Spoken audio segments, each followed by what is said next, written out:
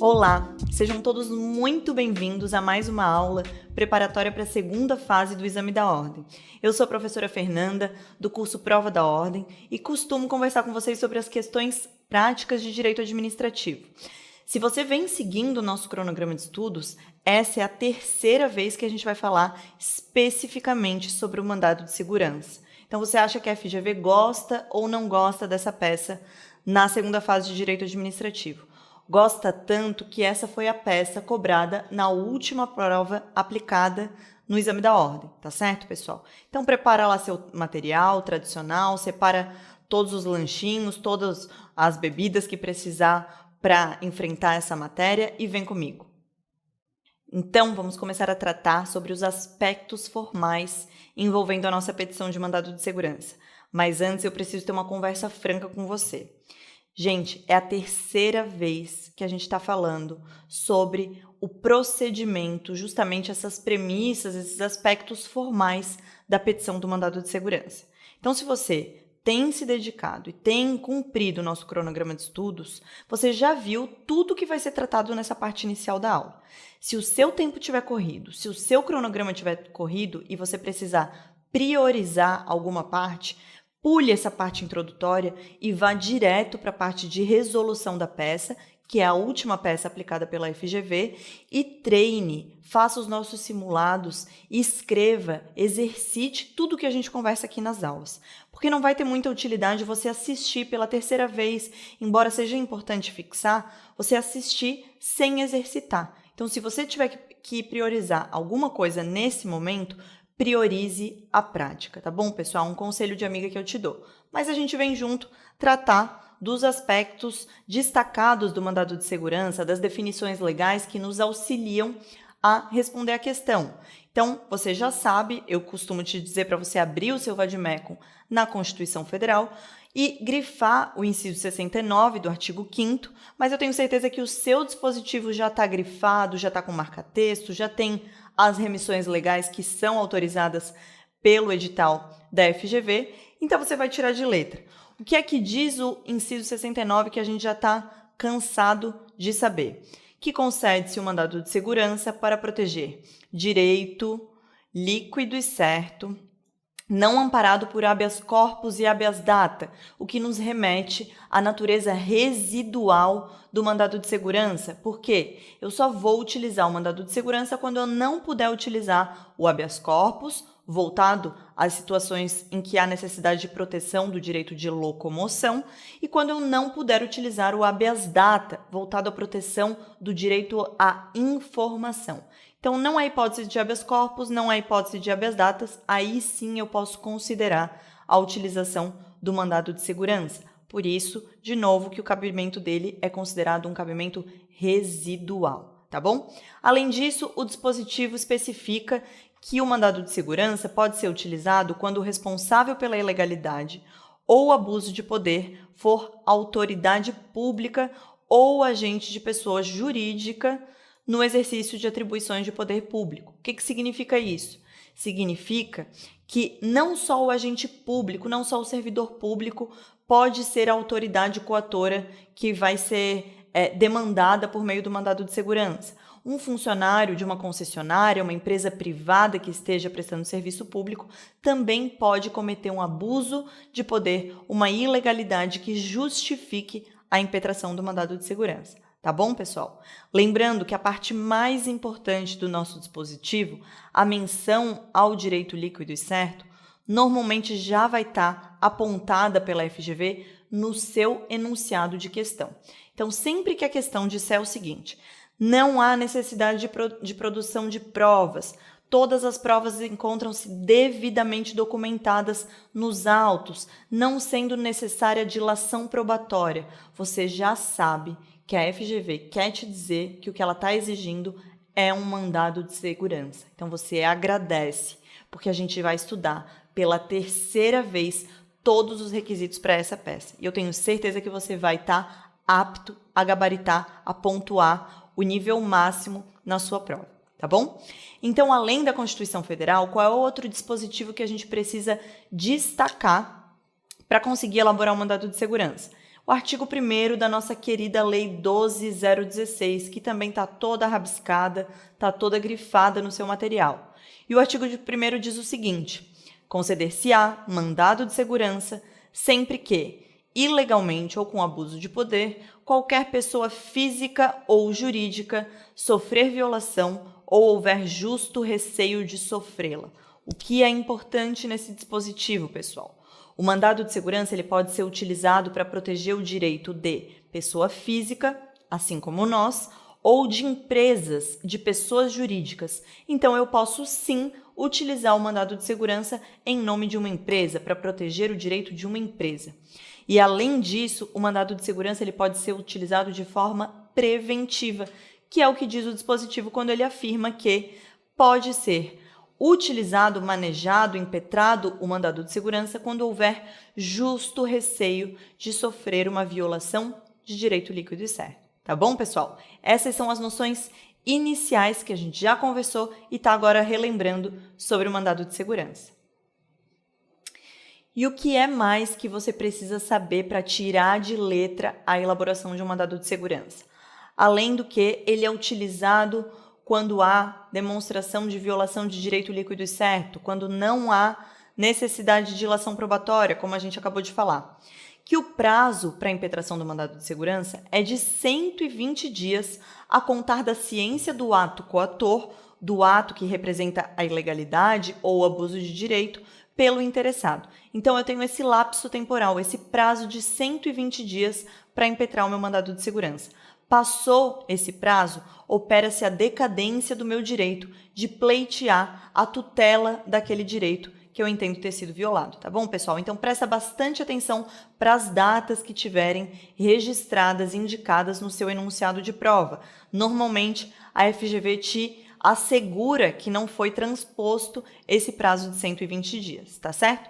Além disso, como a gente falou, em função do artigo 1º da Lei 12.016, o mandado de segurança pode ser utilizado de forma repressiva, quando já aconteceu a violação do direito, ou de forma preventiva, quando existe um justo receio, uma justa preocupação de que um direito venha a ser violado. Então, quando ele for utilizado de forma preventiva, eu não tenho como observar esse prazo de 120 dias, certo? Porque a violação do meu direito ainda nem se concretizou. Eu quero evitar que ela ocorra. Então, eu não tenho como utilizar esse prazo, essa referência dos 120 dias. O que eu preciso me preocupar, o que eu preciso lembrar na hora de elaborar um mandado de segurança preventivo?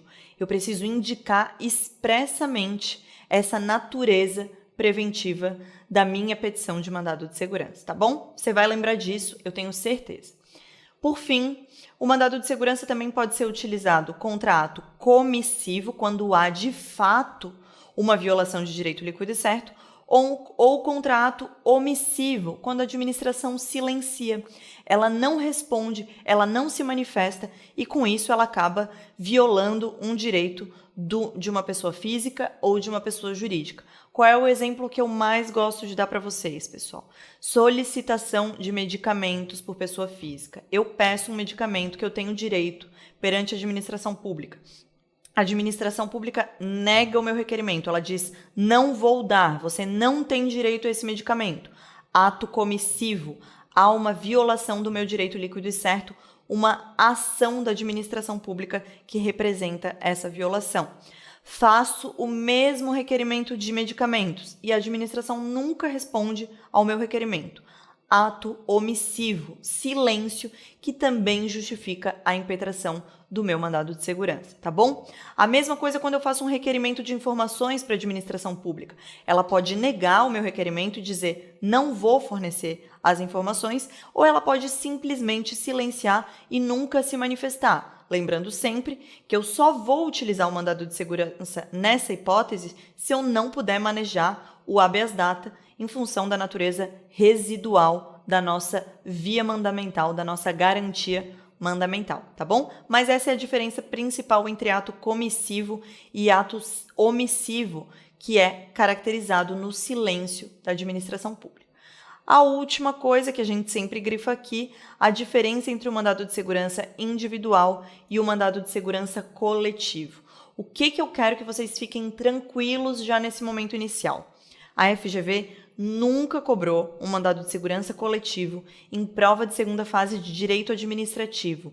Essa é uma peça com muita cara de prova de direito constitucional, tá bom? Então não se preocupe, foque no mandado de segurança individual e tenha só anotado no seu vade-mecum, tenha lá grifado o inciso 70 do artigo 5º da Constituição Federal, que é subsequente ao nosso inciso 69, que vai especificar quem são os legitimados ativos para impetrar o mandado de segurança coletivo, os partidos políticos com representação no Congresso, ou as organizações sindicais, entidades de classe ou associações com o cumprimento de alguns outros requisitos que estão especificados na Lei 12.016, você não precisa decorar, basta saber que se for um desses entes e se for o caso de mandado de segurança coletivo, você precisa demonstrar o preenchimento desses requisitos. Então, você vai abrir seu vade-mecum na Lei 12.016 e vai demonstrar o preenchimento. E, além disso, a matéria de defesa que pode ser alegada, a matéria de direito que pode ser alegada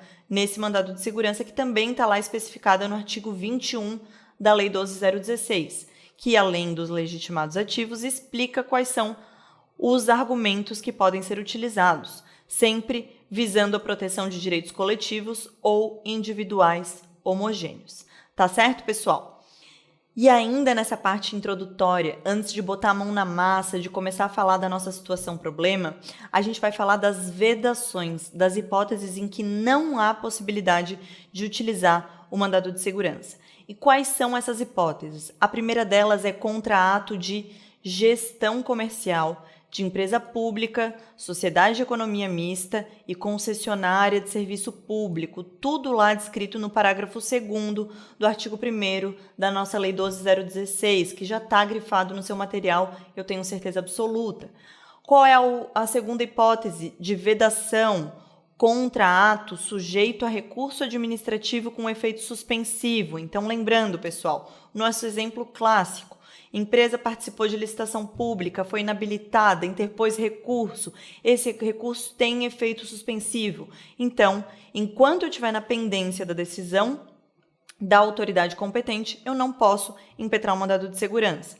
Lembrando sempre a exceção prevista na súmula 429 do STF, que diz que essa hipótese excepcional, essa vedação de impetração de mandado de segurança contra ato que esteja sujeito a recurso administrativo com efeito suspensivo não se aplica no silêncio da administração pública.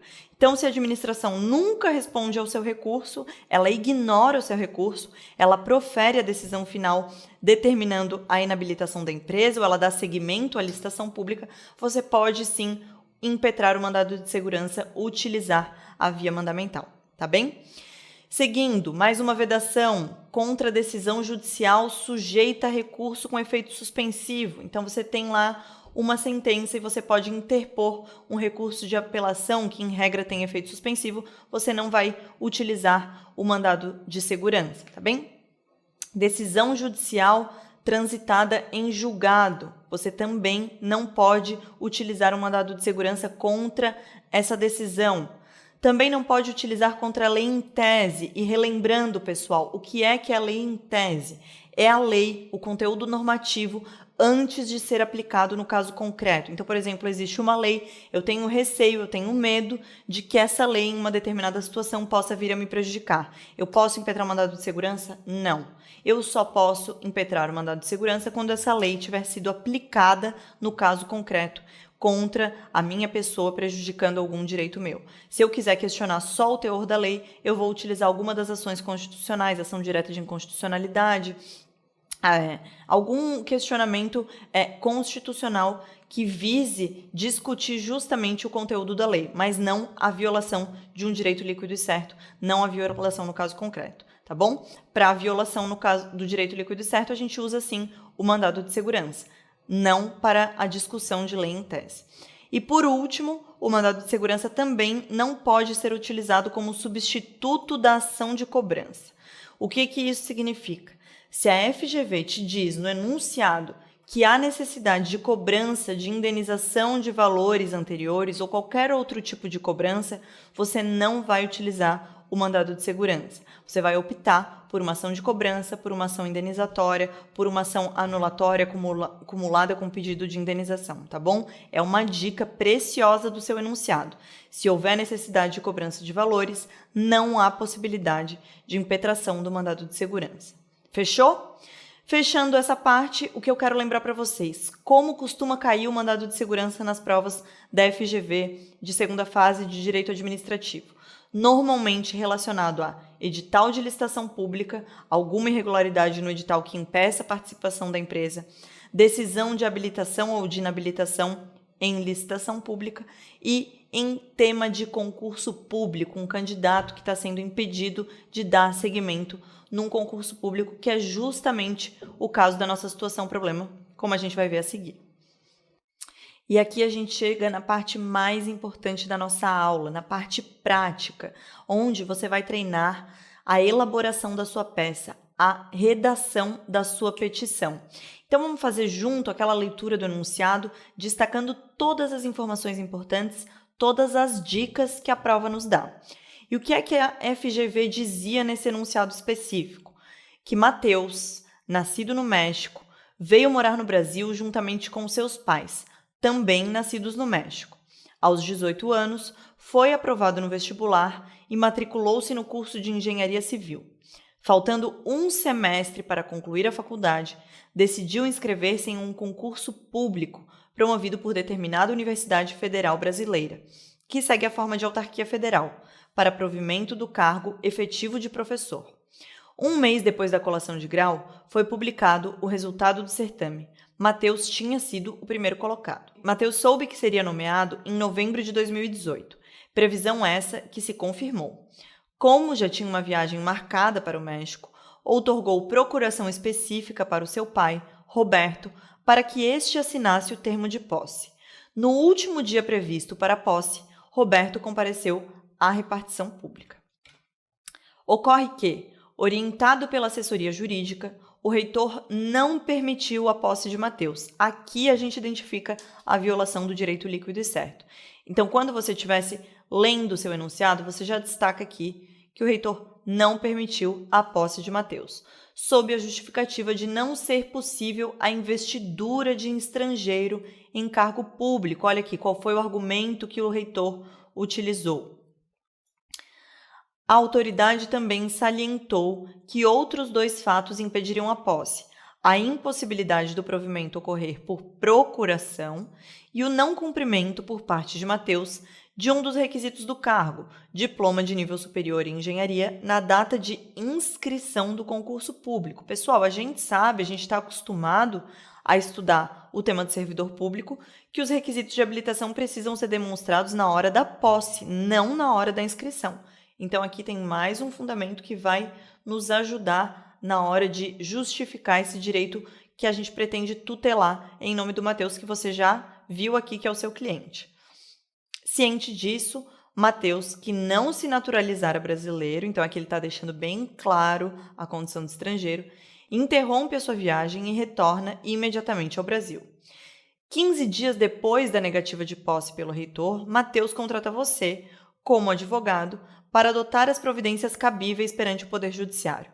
Há certa urgência na obtenção do provimento jurisdicional, ante o receio de que, com o agravamento da crise, não haja dotação orçamentária para nomeação futura. Então, aqui, uma outra dica importante: você precisa adotar o meio mais célere, porque há uma crise financeira no Estado, é o que o enunciado está te dizendo, e existe um risco de que não haja dotação orçamentária futura para realizar essa nomeação. Considere que todas as provas necessárias já estão pré-constituídas. Amém, Senhor. A FGV te deu a resposta de qual é a peça que ela está cobrando nesse enunciado. Não sendo necessária dilação probatória, você continua agradecendo porque você tirou a sorte grande no seu enunciado. Considerando essas informações, redija a peça cabível que traga o procedimento mais célere para a defesa dos interesses de Mateus. A ação deve ser proposta imediatamente. Explicite as teses favoráveis ao seu cliente. Vamos lá, pessoal? Mão na massa? Mas antes de sair desenfreado, escrevendo, redigindo todas as teses jurídicas em favor do seu cliente, a gente vai fazer o quê? O nosso esqueleto de peça, a metodologia do curso Prova da Ordem que te ajuda a garantir a sua aprovação. Então, a gente vai estruturar as principais informações que a gente consegue extrair desse enunciado e deixar o caminho mais claro, as ideias mais organizadas para passar a resposta definitiva para o papel e ganhar muito tempo, acelerar muito o processo de construção da sua peça. E o que é esse esqueleto de peça? É onde a gente organiza as informações referentes ao endereçamento. Então, o que esse enunciado nos disse? Que o reitor da Universidade Federal Brasileira, uma autarquia federal, foi quem negou, quem indeferiu, quem obstou a posse do nosso cliente. As informações referentes à qualificação. Então, quem é o impetrante? O seu cliente, Matheus, que te procurou visando a tutela de um direito. O impetrado, a autoridade coatora, justamente esse reitor. E lembrando que no mandado de segurança existe sempre a necessidade de indicação da pessoa jurídica a qual a autoridade coatora encontra-se vinculada. Requisito expresso no artigo 6º da Lei 12.016, que já está grifada no seu vade-mecum, mas que se não tiver grifado, você já vai grifar agora, porque é sempre pontuado nas provas da FGV, tá bom, pessoal? Não é à toa que o enunciado te diz que a Universidade Federal Brasileira é constituída sob a forma de uma autarquia federal. Ele vai exigir que você especifique isso no seu enunciado, no preâmbulo da sua petição. A gente analisa, com base nas informações do enunciado, e já identifica no nosso esqueleto de peça se há necessidade de formular um pedido de urgência, um pedido liminar. No mandado de segurança, lembra sempre que esse pedido de urgência ele tem a denominação de pedido liminar em função do inciso 3 do artigo 7º da Lei 12.016, que também está grifado. Você vai usar essa lei de roteiro para construir a sua peça juntamente com esse esqueleto. Então, o inciso 3 vai especificar quais são os requisitos para a concessão desse pedido liminar, como você deve fundamentar esse requerimento liminar, tá certo?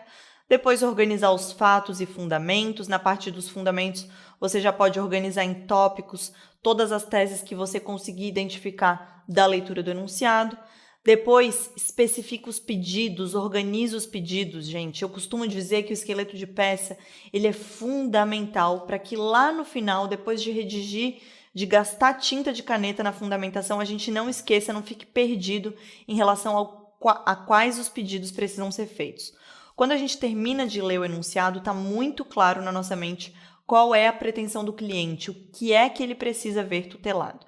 E é importante nesse momento, na estruturação, na esquematização, na elaboração do esqueleto de peça, já identificar quais são esses pedidos para não ficar confuso no final. E lembra sempre de identificar no seu esqueleto a necessidade de fechamento, de encerramento da sua petição, porque por incrível que pareça, é muito comum que a gente com pressa, na hora do nervosismo, acabe passando batido pelo encerramento da petição. Tá bom? Fechou o esqueleto de peça, a gente começa a tratar um a um os pontos que estão ali destacados no nosso roteiro, nesse que vai ser o norte, a bússola da nossa redação. E a gente vai lembrar que o mandado de segurança ele tem uma peculiaridade, porque ele pode ser impetrado tanto no primeiro grau de jurisdição, quanto nos tribunais regionais e tribunais de justiça, quanto perante os tribunais superiores, dependendo de quem for a autoridade coatora que pratique a violação do direito líquido e certo do seu cliente. Então, para a gente verificar isso, a gente sempre vai destacar, grifar, botar luzes no enunciado para quem é essa autoridade coatora. E a gente pode selecionar o direcionamento, o endereçamento do nosso mandado de segurança por exclusão, de cima para baixo. Então, de cima dos tribunais superiores para baixo até o primeiro grau de jurisdição. O mandado de segurança ele vai ser impetrado perante o STF quando a autoridade coatora for o presidente da República, o presidente das mesas da Câmara dos Deputados e do Senado Federal, do Tribunal de Contas da União, o Procurador-Geral da República ou o presidente do próprio Supremo Tribunal Federal, tá bom? Essa competência está prevista lá no artigo 102, inciso 1 da nossa Constituição Federal, que já está destacado no seu material. E se for esse o caso, você vai endereçar o seu mandado de segurança ao Excelentíssimo Senhor Ministro, Presidente do Supremo Tribunal Federal, tá bem? Não é nenhuma dessas figuras a sua autoridade coatora. Então, você vai verificar se é um ministro de Estado, comandante da Marinha, comandante do Exército, ou comandante da Aeronáutica, ou um membro daquele próprio tribunal. Se for uma dessas pessoas a sua autoridade coatora, o mandado de segurança vai ser endereçado ao Superior Tribunal de Justiça, com base no artigo 105, inciso 1, a linha B da Constituição Federal, que também está grifado no seu material. E aí você vai endereçar ao Excelentíssimo Senhor Ministro, Presidente do Superior Tribunal de Justiça. Fernanda, também não é nenhuma dessas autoridades aquela que praticou a violação do direito líquido certo do meu cliente. Então, você vai dar uma olhada se há alguma menção à prerrogativa de foro, à Constituição Estadual, se se trata de um governador de estado, alguma dica que o enunciado te traga, indicando que essa pessoa precisa ser processada perante um tribunal e não diretamente no juízo de primeiro grau. Se for esse o caso de impetração do mandado de segurança no segundo grau, você vai endereçar ao Excelentíssimo Senhor Desembargador Presidente do Tribunal de Justiça do Estado, e aí vai depender das informações que o enunciado vai te trazer, ou ao Excelentíssimo Senhor Desembargador Federal, Presidente do Tribunal Regional Federal. E aí pode ser que ele te indique alguma região, mas o mais comum é que não. Como é que eu sei qual é a competência dos tribunais regionais federais? Fácil. Está lá destacado na linha C, inciso 1 do seu artigo 108 da Constituição Federal, que traz a competência dos tribunais regionais federais. Então, se for alguma daquelas pessoas indicadas lá, você vai endereçar para um tribunal regional federal. Não é nenhuma dessas hipóteses anteriores, então o seu mandado de segurança vai ser impetrado perante a Justiça de primeiro grau, estadual ou federal, e aí depende também da autoridade coatora. Nesse caso específico, o que é que a gente sabe? É o reitor de uma universidade federal, na forma de uma autarquia federal. Então, o processamento vai ocorrer perante a Justiça Federal, tá certo? E aí você vai endereçar o seu mandado de segurança ao Excelentíssimo Senhor Juiz Federal deixa um espaço, Vara da Seção Judiciária e também deixa um espaço porque não traz nenhuma informação. Lembrando que a competência da Justiça Federal está disciplinada no inciso 8 do artigo 109 da nossa Constituição, tá certo? Se fosse o caso de direcionar esse mandado de segurança para a Justiça Estadual, seria da mesma forma, Excelentíssimo Senhor Juiz, nesse caso juiz de direito, deixa um espaço, Vara da Fazenda da Comarca, Justiça Estadual a gente fala em comarca, e aí também deixa um espaço, a menos que o enunciado te traga alguma informação nesse sentido. Vamos ver como é que fica, especificamente no caso concreto? E aí, como a gente já destacou todas essas informações no enunciado e já colocou lá no nosso esqueleto de peça, fica fácil fazer esse endereçamento. Você já sabe que a autoridade coatora é o reitor da Universidade Federal, que negou a posse a Mateus, ao seu cliente. E você já sabe que a competência para julgar é da Justiça Federal, justamente por se tratar de uma entidade autárquica federal, como te diz o enunciado da FGV, e essa competência está disciplinada lá no inciso 1 do artigo 109, que já está grifado na sua Constituição Federal. E aí, como é que vai ficar o seu endereçamento? Excelentíssimo Senhor Juiz Federal, deixa um espaço, não fala nada, porque a questão não te traz nenhuma informação, Vara da Seção Judiciária e aí deixa outro espaço e você já garante os primeiros 0,10 décimos da sua petição. Depois de preencher a primeira linha com o endereçamento, você vai pular algumas linhas e vai começar a construir o seu preâmbulo, qualificando as partes. Lembrando que no mandado de segurança você vai qualificar o impetrante, você não vai chamar de autor, e você vai qualificar a autoridade coatora impetrada ou impetrado, mas nunca um réu, tá certo? Ambos com todas as indicações que a gente está acostumado a fazer nas nossas petições, de nome completo, nacionalidade, estado civil, profissão, CPF, CNPJ, endereço eletrônico, domicílio e residência, nos termos do inciso 2 do artigo 319 do nosso Código de Processo Civil, que você não precisa decorar, porque já está sinalizado no seu material, no seu vade-mecum. Além disso, gente, lembra o que a gente já anotou no nosso esqueleto de peça. No mandado de segurança, eu preciso qualificar, já no preâmbulo, a pessoa jurídica de direito público a que a autoridade coatora está vinculada, requisito do artigo 6º, e essa é a nossa Universidade Federal, constituída sob a forma autárquica. Então, você vai colocar lá, Matheus, polo ativo, meu impetrante, reitor da universidade, minha autoridade coatora, o impetrado, e a pessoa jurídica, a Universidade Federal. Tá bem, pessoal? Vamos ver como fica a construção desse preâmbulo. Matheus, nacionalidade, estado civil, profissão, inscrito no CPF sob número tal, e-mail, residente domiciliado na rua tal, vem respeitosamente por seu advogado, conforme instrumento de mandato anexo, exatamente como a gente tem feito em todas as nossas petições, com o escritório profissional situado na rua tal, onde receberá os documentos de estilo, nos termos do artigo 287 do Código de Processo Civil, que a gente já destacou, perante Vossa Excelência. E aqui aquela nossa dica, eu vou até te dar uma chamada, porque a gente sabe que o preâmbulo é a primeira informação que o avaliador vai ter da sua petição. Então, você não vai perder a oportunidade de já colocar para ele os fundamentos que embasam a sua pretensão.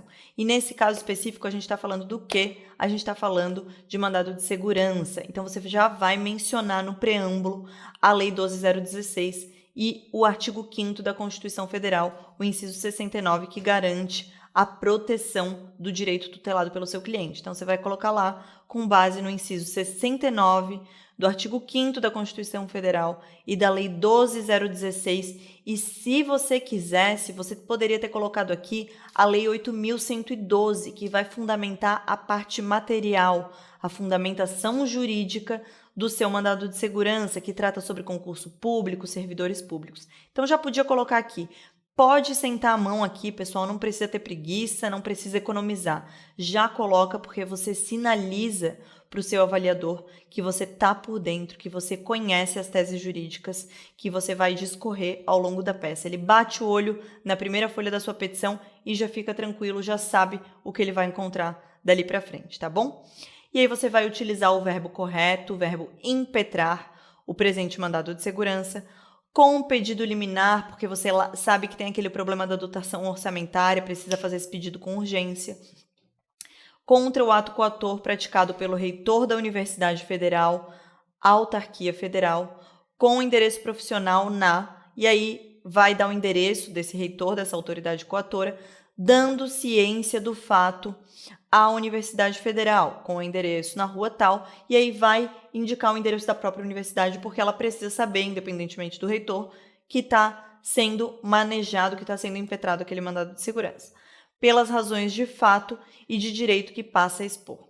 Pessoal, é sempre importante indicar a personalidade jurídica da entidade a que a autoridade coatora se encontra vinculada. A FGV já pontuou isso separadamente em várias provas. Aqui eu coloquei reitor da Universidade Federal, autarquia federal, mas se quisesse poderia ter colocado só reitor da Universidade Federal e colocado o autarquia federal, a personalidade jurídica, essa natureza, depois aqui da Universidade Federal.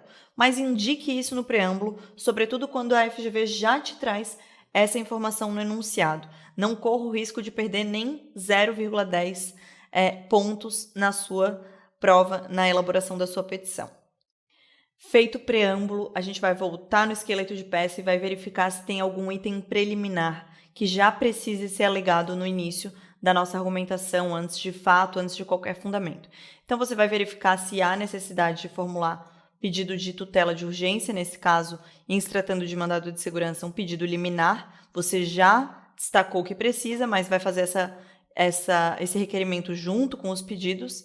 Se há gratuidade de justiça, nesse caso o enunciado não traz nenhum indicativo e a gente precisa lembrar que no mandado de segurança não há honorários advocatícios sucumbenciais, não há ônus de sucumbência, e é por isso que muita gente acaba optando pela via mandamental, pelo mandado de segurança, para não correr o risco do ônus da sucumbência, mas há sim o pagamento das custas processuais. Nesse caso, não tinha nenhum indicativo que justificasse o pedido de gratuidade de justiça, então você não vai formular.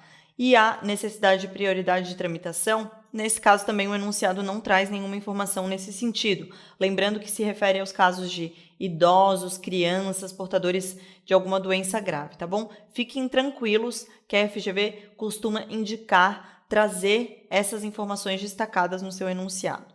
Então, tendo sinalizado lá a existência e a necessidade de formulação de pedido liminar, que você vai fazer juntamente com os pedidos, pode começar a descrever os fatos e a fundamentar a sua argumentação jurídica. E aí agora você já fez o endereçamento, pulou algumas linhas, construiu o seu preâmbulo, qualificou as partes. Você está pronto para começar a descrever os fatos e os fundamentos que justificam a sua pretensão. E o que eu quero destacar nesse ponto específico, pessoal? Nos fatos, você precisa fazer uma descrição direcionada aos seus argumentos. Então, você vai precisar demonstrar a conexão entre aquilo que aconteceu e o direito que você pretende ver garantido. Então, quando descrever o ocorrido, já faz essa ponte, já deixa preparada essa ponte para os argumentos jurídicos. Mas não perde muito tempo nos fatos, pessoal. Existe uma grande chance de que o seu examinador nem leia os fatos, porque você pode simplesmente repetir tudo aquilo que a FGV já te disse. É legal substituir Mateus por impetrante, mostrar que você sabe o que está fazendo? É legal. Mas não perca tempo, não perca energia com os fatos.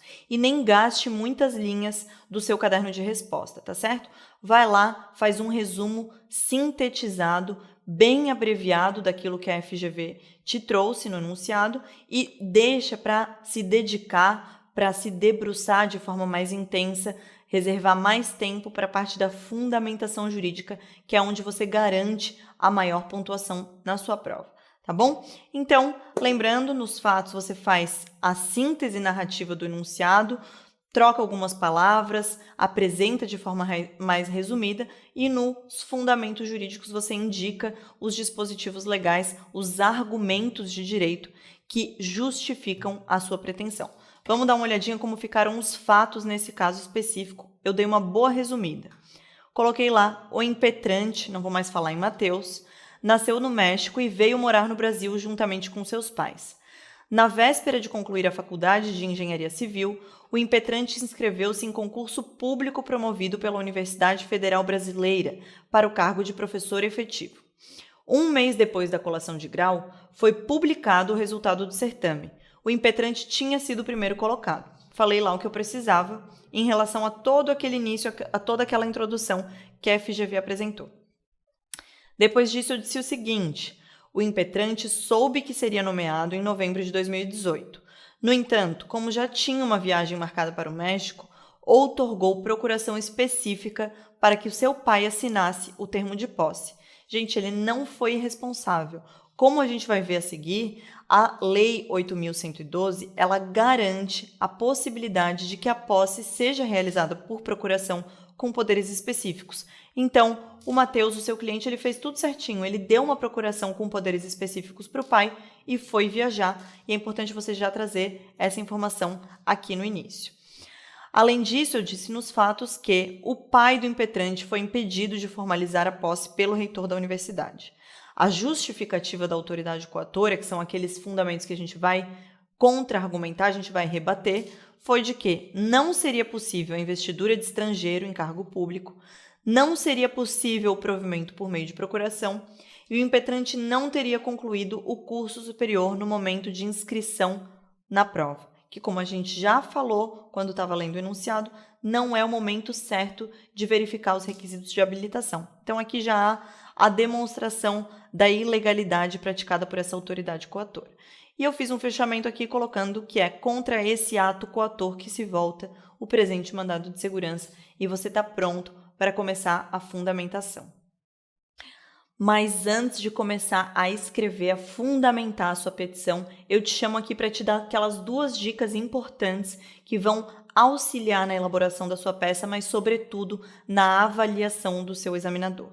Você vai dividir os seus argumentos jurídicos em tópicos, clareando, mostrando para ele de forma bem evidente quais são os fundamentos, quais são os argumentos que você está levantando na sua petição. Então, você não vai fazer uma redação contínua, uma coisa só na sua fundamentação jurídica. Você vai dividir ela em blocos, cada uma com um argumento jurídico, com começo, meio e fim. Essa é a primeira dica que eu quero que você grife, que a gente já falou em todas as nossas aulas de peça, tá bom? E a segunda dica, ela serve para você não perder tempo, não perder energia pensando em como construir o raciocínio, como construir a argumentação na hora de redigir a sua petição. O que você faz? Você usa aquela dica do silogismo. Você apresenta uma premissa maior, escreve qual é o dispositivo que você vai aplicar naquele caso concreto, qual é o argumento jurídico que você está invocando para a sua fundamentação. Depois usa a premissa menor, descreve essa premissa, o que aconteceu naquela situação, naquele caso concreto, e por fim apresenta a sua conclusão. Explica por que é que aquele dispositivo, por que é que aquele argumento jurídico deve ser aplicado naquele caso concreto, provendo a solução que você quer que seja acatada, tá bem? Com essas duas dicas você está pronto para redigir a sua petição. E o primeiro tópico que a gente vai abrir em qualquer petição de mandado de segurança é a justificativa de cabimento daquele remédio constitucional, da utilização da via mandamental, porque a gente vai garantir esses pontos preciosos que a FGV sempre dá em caso de mandado de segurança. Então, nessa hipótese específica, você abriu lá o seu tópico Fundamentos Jurídicos, abriu um tópico específico para justificar o cabimento do mandado de segurança. Vai colocar: a conduta impugnada, negativa de investidura, negativa de posse, consiste em ato de autoridade pública, no caso, o reitor da Universidade Federal, não protegido por habeas corpus e habeas data. Estou justificando o cabimento residual. Demais disso, como as irregularidades encontram-se todas documentadas, não há necessidade de dilação probatória, restando evidenciada a existência de prova pré-constituída. Por fim, a negativa ocorreu em 28 de novembro de 2018, sendo a data de hoje que foi a data de aplicação da prova pela FGV, dia 20 de janeiro de 2019, pelo que a observância do prazo de 120 dias para a impetração do mandado de segurança, ou seja, não tinha passado ainda os 120 dias do prazo decadencial.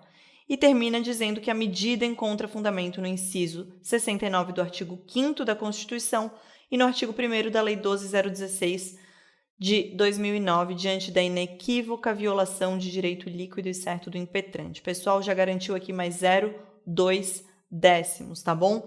Não deixa de abrir um tópico para fundamentar o cabimento do seu mandado de segurança. E para situar a fundamentação jurídica, dando uma pincelada no direito material, como a gente costuma fazer nas nossas aulas, vamos dar uma relembrada no tema de concurso público, de servidores públicos. A gente sabe que o concurso público é obrigatório para o ingresso no serviço público. Ele é a regra geral estabelecida pelo inciso 2 do nosso artigo 37 da Constituição Federal. Aliás, os primeiros incisos do artigo 37, eles tratam quase que exclusivamente de concurso público, de ingresso no serviço público, tá bom?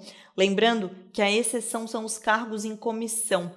Para ser nomeado para cargo em comissão, a pessoa não precisa prestar concurso público. Mas a peculiaridade é que os cargos em comissão eles são de livre nomeação e livre exoneração, o que significa que o sujeito pode ser mandado embora a qualquer momento, diferente do concursado, que só pode ser exonerado após o regular trâmite do processo administrativo disciplinar, tá certo? E como é que acontece esse ingresso no serviço público? Depois de ser aprovado no concurso público, o sujeito é nomeado. Então, a nomeação, ela nada mais é do que o ato administrativo que realiza a convocação dos candidatos aprovados em concurso público. E ela está prevista, a formalidade da nomeação está lá descrita no artigo 9º e no artigo 10 da nossa Lei 8.112 de 1990. Depois da nomeação, o sujeito está apto a tomar posse, a ser investido no cargo público. Então, a posse é a segunda etapa. A gente fala que a posse é o ato administrativo que atribui ao nomeado as prerrogativas e deveres inerentes ao cargo público. É o momento em que ele assina o termo de posse, assumindo esses direitos e deveres referentes ao cargo público. E a posse está lá prevista no artigo 13 e nos artigos seguintes também da Lei 8.112. O artigo 7º dessa legislação diz que a investidura em cargo público ocorrerá com a posse. Então, não precisa ter confusão em relação à posse e investidura, porque as duas acontecem no mesmo momento. Eu quis destacar isso para vocês. E, por último, o ingresso no serviço público ele se concretiza com o exercício do cargo público, no qual o sujeito desempenha as atribuições do cargo público a partir de quando passa a ter o direito ao recebimento da remuneração. Então, aqui o nosso bonequinho está feliz porque ele executou as suas atribuições, ele desempenhou as suas atividades e agora tem direito a receber a sua remuneração, tá bem? Feita essa recapitulação, a gente vai começar a aplicar esses fundamentos no caso concreto. E lembra qual foi o primeiro argumento utilizado pelo reitor da universidade para negar a posse de Mateus do seu cliente? Ele disse que os estrangeiros não poderiam ocupar cargos públicos. E, de fato, os cargos públicos, em regra, são ocupados por brasileiros ou estrangeiros naturalizados, o que não era o caso do Mateus, como estava bem indicado lá no seu enunciado. Mas, nesse caso específico, existe uma peculiaridade. É que o parágrafo 3º do artigo 5º da nossa Lei dos Servidores Públicos Federais, a nossa Lei 8.112, ele autoriza que as universidades e as instituições de pesquisa possam investir nos seus cargos públicos estrangeiros para os cargos de professor, de técnico e cientista, exatamente como é nessa hipótese. Então, o Mateus tem direito, sim, a ser investido nesse cargo público.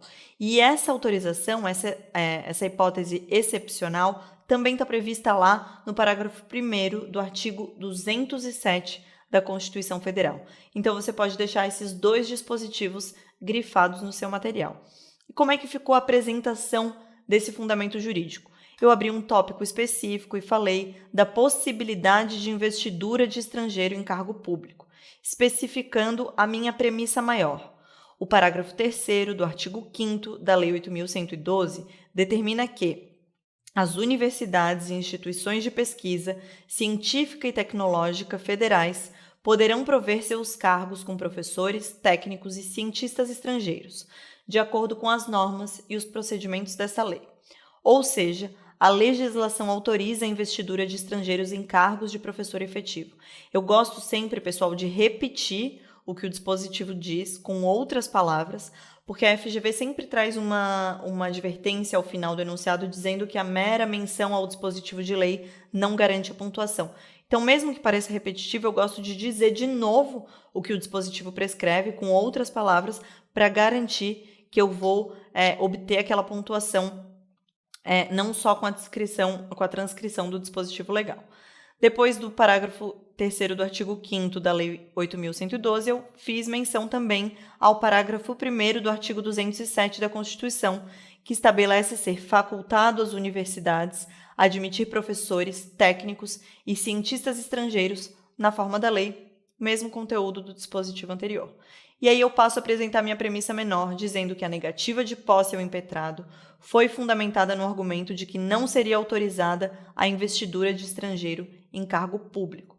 E a conclusão que eu quero que seja adotada, que o ato da autoridade coatora fere os dispositivos supramencionados e representa violação ao direito líquido e certo da impetrante, tá bom? Essa primeira tese teve 0,8 nessa última prova cobrada pela FGV. O segundo argumento do reitor foi fundamentado na suposta impossibilidade de posse de investidura do servidor público por procuração. Mas a gente já adiantou que a Lei 8.112 ela possui um dispositivo específico que autoriza essa situação, que é justamente o parágrafo 3º do artigo 13. Então, a gente vai abrir um tópico específico para falar da possibilidade de formalização da posse por procuração com poderes específicos. E vai começar apresentando a premissa maior, que nada mais é do que a transcrição do dispositivo legal. Então vai colocar lá. O parágrafo 3º do artigo 13 da Lei 8.112 estabelece que a posse poderá dar-se mediante procuração específica. E aí reescreve o dispositivo com as suas próprias palavras para garantir que a FGV não vai considerar que você apenas mencionou o dispositivo legal. Então coloca: significa, pois, que a legislação permite a posse por procuração, desde que com poderes específicos para tanto. E aí passa para a premissa menor. Explica o que aconteceu na situação em concreto. A negativa de posse ao impetrado foi fundamentada também no argumento de que não seria autorizada a posse por procuração, donde se depreende que o ato da autoridade coatora fere o parágrafo 3º do artigo 13 da Lei 8.112 e representa violação ao direito líquido e certo do impetrante. Tá bom? Essa foi a segunda tese cobrada nessa prova específica. E a última das teses, essa que é a queridíssima dos concursos públicos e da prova da ordem, o momento do preenchimento dos requisitos de habilitação em concurso público, se é na hora da inscrição da prova ou na hora da posse. Pessoal, se você pretende advogar com os servidores públicos, esse é um assunto que você vai enfrentar muito na sua vida prática. Porque, embora isso seja claro e sedimentado na jurisprudência, é muito desrespeitado, muitas vezes é desrespeitado pelas autoridades competentes para autorizar a posse. É o caso clássico de uma pessoa que pretende prestar concurso para juiz e precisa comprovar aqueles 3 anos de experiência com a prática jurídica. Qual é o momento em que ele precisa demonstrar o preenchimento desses 3 anos? É na hora que ele vai fazer a inscrição no concurso público ou na hora que ele vai ser investido, na hora que ele vai assinar o termo de posse? É na hora que ele vai assinar o termo de posse. Esse é um entendimento jurisprudencial recorrente na prática do direito. E ele está consignado lá na súmula 266 do Superior Tribunal de Justiça. Ele foi sedimentado por essa súmula. Então, você vai abrir um tópico específico para falar do preenchimento dos requisitos no momento da posse. E vai apresentar a sua premissa maior, dizendo que a súmula número 266 do STJ estabelece que o diploma ou habilitação legal para o exercício do cargo deve ser exigido na posse e não na inscrição para o concurso público.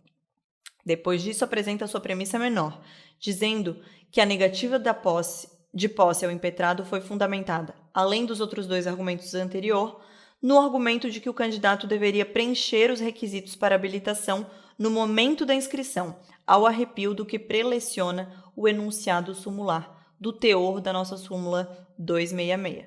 E qual é a conclusão, então, que você quer ver adotada na hipótese? Que também nesse aspecto, o ato da autoridade coatora representa ofensa à legalidade e violação ao direito líquido e certo do impetrante. Tá bom? Fechou a argumentação jurídica, você pula uma linha e abre um novo tópico para formular os seus pedidos, o requerimento. E nesse momento, volta lá, se socorre do seu esqueleto de petição, porque ele vai ter especificado, você já vai ter especificado nesse momento anterior, quando as ideias estavam mais claras, ainda não tinha feito esse esforço argumentativo da fundamentação, quais eram os pedidos que você precisava fazer em nome do seu cliente. Então, pensa comigo, você fez toda essa fundamentação, você nem lembra mais daquele problema da dotação orçamentária, não é mesmo? Que é justamente o que fundamenta o seu pedido liminar. Mas vamos começar pelo começo. Você abre o tópico dos pedidos e introduz, dizendo: diante do exposto, requer o recebimento e processamento do presente mandado de segurança e ainda abre um tópico específico para falar da antecipação dos efeitos da tutela, para falar do seu pedido liminar. Então, você vai pedir a antecipação dos efeitos da tutela para suspender os efeitos do ato coator e, consequentemente, determinar a imediata posse do impetrado. Você podia pedir qualquer um dos 2. A FGV colocou no gabarito de resposta suspender os efeitos do ato coator ou determinar a imediata posse do impetrado. Eu botei logo os 2 para não ter erro, para você destacar. Peça tudo que você achar que tem que pedir, pessoal. Aqui o excesso não é descontado e você garante estar contemplando tudo aquilo que puder ser exigido pelo avaliador. Depois disso, você vai demonstrar em todos os casos, e não só nesse caso específico, em todos os casos em que você formular um pedido liminar, a presença dos requisitos autorizadores, que são os fundamentos relevantes, a plausibilidade do direito e o perigo de demora, o risco de ineficácia da medida. São outros termos, mas é muito parecido com o nosso artigo 300 do Código de Processo Civil. Só que nesse caso você vai fundamentar prioritariamente no artigo 7º da Lei 12.016, que é a lei específica do mandado de segurança. Então coloca lá: os requisitos para antecipação dos efeitos da tutela, nos termos do inciso 3 do artigo 7º da Lei 12.016, e coloca subsidiariamente, ou coloca como complementação, do artigo 300 do Código de Processo Civil, encontram-se presentes eis que há fundamentos relevantes, consubstanciados na incontrovérsia violação dos dispositivos da Lei 8.112, da Constituição Federal e da súmula 266 do STJ. Aqui você só precisa fazer remissão a tudo aquilo que você utilizou na fundamentação, e há risco de ineficácia da medida, diante do risco de não haver dotação orçamentária para nomeação futura, caso a segurança seja deferida apenas ao final do processo. Esses são os primeiros pedidos, os pedidos que fundamentam a sua pretensão liminar, os argumentos que fundamentam a sua pretensão liminar. Mas existem outros pedidos que precisam ser formulados no mandado de segurança. No mandado de segurança, você também precisa pedir a notificação da autoridade coatora, do reitor da Universidade Federal, para que ele apresente informações nos termos do inciso 1 do artigo 7º da Lei 12.016. Lembra, pessoal, que o artigo 7º ele te traz exatamente todos os pedidos que você precisa formular no mandado de segurança.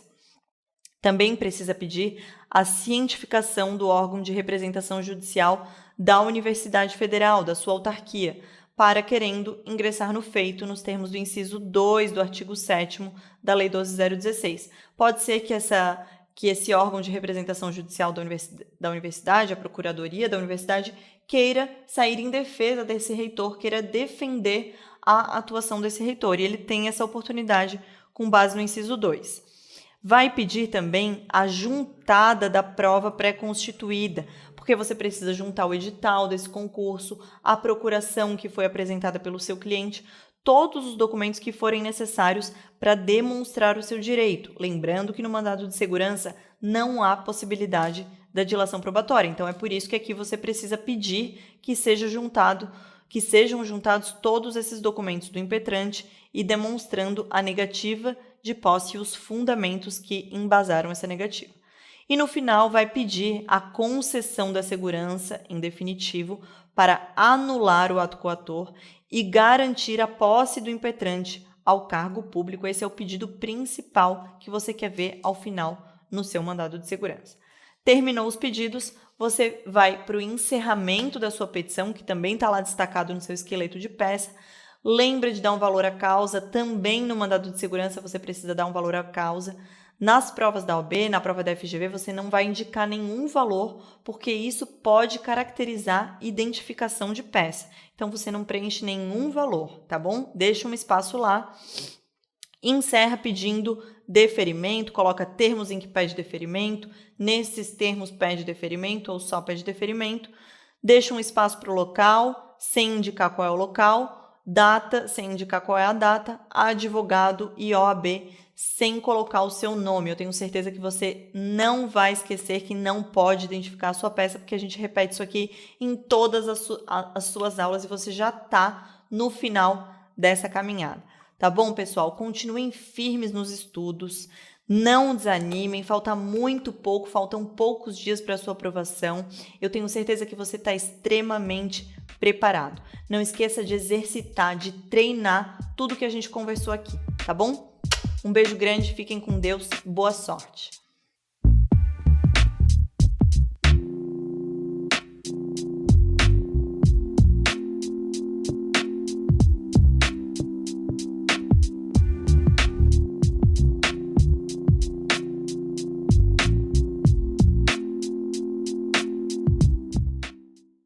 Ei, psiu, não terminou ainda não. Agora é a hora que você vai pegar o seu material e vai estudar, vai pôr em prática tudo aquilo que a gente conversou na aula. Então separa um copo d'água, dá uma alongada e se prepara aí para a parte de exercícios.